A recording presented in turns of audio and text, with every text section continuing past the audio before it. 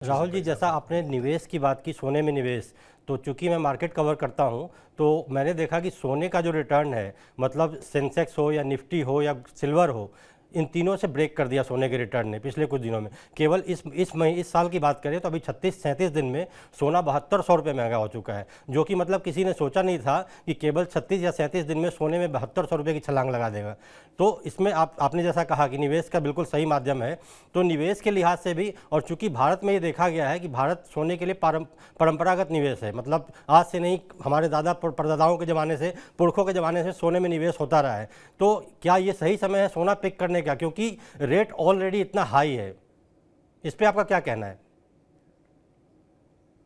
देखिए, बहुत ज्यादा दाम तो सही बात है, ऑल टाइम हाई पे है। 86,500 सोने का जी। दाम भारत में कभी नहीं हुआ, सबसे ज्यादा तेज भाव है।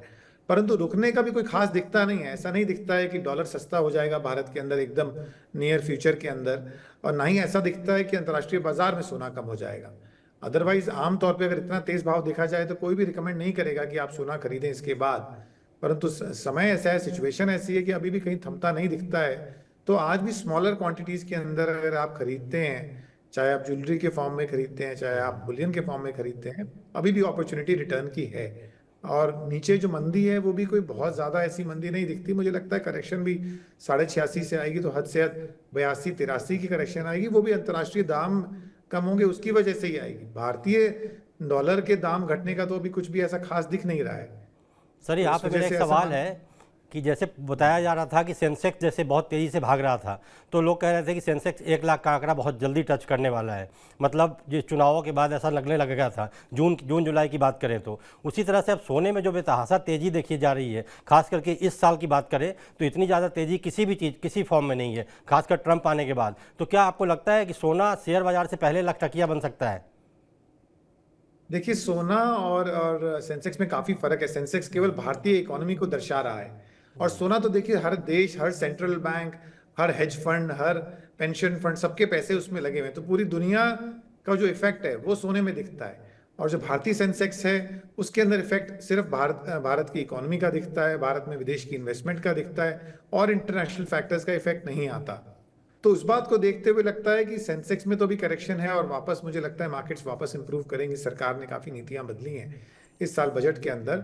परंतु सोना शायद लाख रुपए एकदम तो टच नहीं करेगा। दिवाली वाली के आसपास तक अगर बहुत जल्दी भी देखा जाए तो उससे पहले नहीं दिखता कि 1 लाख रुपए होगा। मतलब ऐसा आप मान रहे हैं कि और दिवाली सेंसेक्स के अंदर ऐसा आप मान रहे हैं कि दिवाली पे सोना लाख जी, रुपए का हो जाएगा, 10 ग्राम सोने की कीमतें? दिवाली दिवाली तक अनिश्चितताएं यदि टैरिफ वॉर चलती रही अंतर्राष्ट्रीय जी। बाजार के अंदर, जी। तो जरूर लगता है कि दिवाली पे 1 लाख रुपए सोना देखने को मिल सकता है। मतलब ये कहने ये है कि 1 लाख रुपए सोना अगर दिवाली तक टच करता है तो वाकई ये बहुत ही बड़ी बात होगी, क्योंकि सोने ने जिस तरह से रिटर्न दिया है। तो सर, क्या आपको लगता है कि केवल ये जो टैरिफ है और ट्रंप सरकार है, केवल यही दो कारण है? जैसा कि आपने बताया, डॉलर, मतलब डॉलर में मजबूती, टैरिफ, और भी कोई कारण लगता है आपको इसके अलावा? देखिए, एक बड़ी चीज चल रही है 4-5 सालों से, क्योंकि अमेरिकन डॉलर के अमेरिकन सरकार के अंदर डेट बढ़ता जा रहा है, उधार बढ़ता जा रहा है। बार बार यूएस गवर्नमेंट की डेट सीलिंग हिट हो जाती है। जो कि 2008-9 में 9-10 ट्रिलियन डॉलर होता था, वो 35 ट्रिलियन डॉलर लोन हो गया है वहां पे सरकार के ऊपर।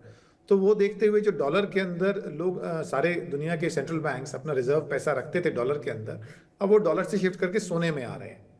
तो उसको देखते हुए तो जरूर ऐसा दिखता है कि और कोई चीज ठीक हो ना हो, परंतु करेंसी वॉर जो है, जो इतने सालों से चल रही है, जी। वो सोने को रुकते नहीं देती। और हर सेंट्रल बैंक को अपने अपना कुछ ना कुछ पार्ट ऑफ रिजर्व गोल्ड में करना पड़ रहा है। जिन सेंट्रल बैंक्स का गोल्ड फिजिकली यूके में रखा था, वो लोग अपने देशों में वापस मंगा रहे हैं। और जो सैंक्शंस है रशिया के ऊपर, उसके अंदर भी देखा जाए तो अब कई कई कंट्रीज पे जैसे यूएस सैंक्शन आ जाते हैं तो वो डॉलर में डील नहीं कर सकते। तो उसका भी जो ऑल्टरनेट है वो केवल सोना दिख रहा है। तो इन चीजों को देखते हुए सिर्फ ये एक दो कारण नहीं है जो 10-15 दिन के कारण है, टैरिफ वॉर और ये सब, ये तो एक कंसोलिडेटेड रीजन है जो 2-4-5 सालों से चल रहे हैं। चाहे वो एक युद्ध है, चाहे वो सैंक्शंस हैं देश के ऊपर, चाहे वो यूएस गवर्नमेंट का खुद का एक बढ़ता हुआ डेट है। तो ये चीजें कंटिन्यूइंग है। ये ऐसी नहीं है कि नी जर्क 15-20 दिन की हैं या महीने 2 महीने की हैं जो आगे रहे ना रहे उसकी पोजीशन नहीं है।